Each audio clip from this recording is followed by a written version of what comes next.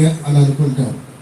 మనం చేసేటువంటి పుణ్యకార్యాలు దేవుడు చూస్తున్నాడు, దేవుడు ఆశీర్వదిస్తాడు అని అనుకుంటాం.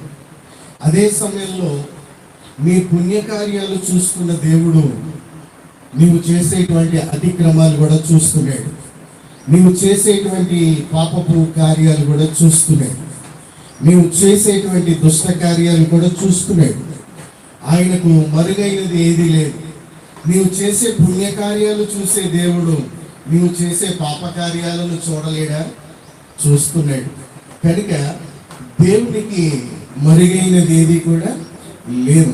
ఎంత భయభక్తులు కలిగి మనము పుణ్యకార్యాలు చేయడానికి సిద్ధపడతామో అదే భయంతో పాపము చేయకుండా పరిశుద్ధులుగా ఉండడానికి మనము కూడా ప్రయత్నం చేయాలి. హల్లెలూయా, హల్లెలూయా. చూడు